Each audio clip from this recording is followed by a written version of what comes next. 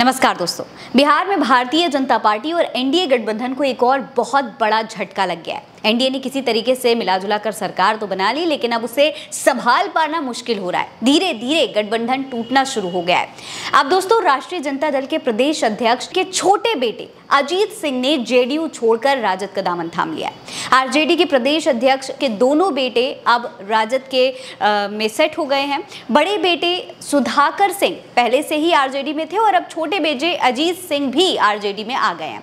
आपको बता दें, इससे पहले 12 अप्रैल 2022 को अजीत सिंह ने जेडीयू की सदस्यता ली थी और अब करीब 2 साल बाद जेडीयू छोड़कर राजद में शामिल हो गए हैं। दोनों बेटे सुधाकर सिंह और अजीत सिंह समेत पूरा का पूरा कुनबा आरजेडी में शामिल हो गया है। आपको बता दें कि अप्रैल महीने में अजीत सिंह ने जेडीयू की कुछ नीतियों का विरोध करना शुरू किया था और उसके बाद जेडीयू से इस्तीफा दे दिया था।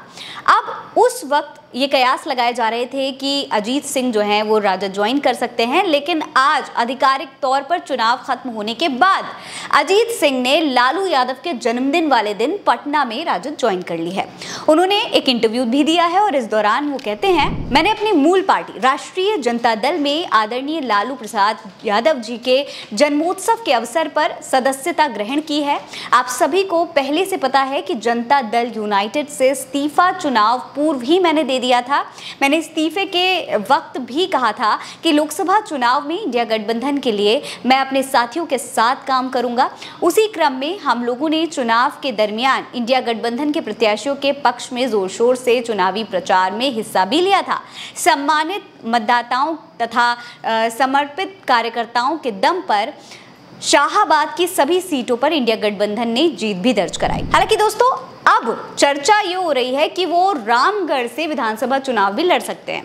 दरअसल जो बड़े बेटे हैं वो बिहार के पूर्व कृषि मंत्री सुधाकर सिंह वहां के विधायक रह चुके हैं, लेकिन लोकसभा चुनाव में वो बक्सर संसदीय क्षेत्र से निर्वाचित सांसद चुने गए थे। ऐसे में वो रामगढ़ विधानसभा से विधायक पद का बहुत जल्द इस्तीफा सौंपने वाले हैं। ऐसे में कुछ ही दिनों बाद रामगढ़ विधानसभा में उपचुनाव करवाया जाएगा, जिसमें राजद के प्रत्याशी अजीत सिंह हो सकते हैं।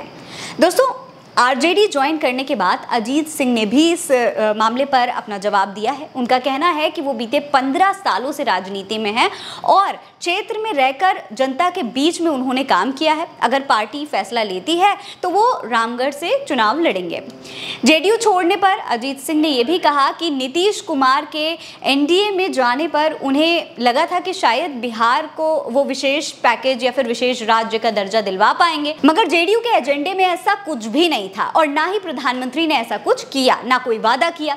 इसीलिए वो इंडिया गठबंधन में वापस आ गए हैं। खैर, अब इससे बिहार में भारतीय जनता पार्टी को कहीं ना कहीं झटका तो लगा ही है। भारतीय जनता पार्टी के लिए अब अपने गठबंधन के साथियों के मन मुताबिक चलना थोड़ा सा मुश्किल साबित हो रहा है।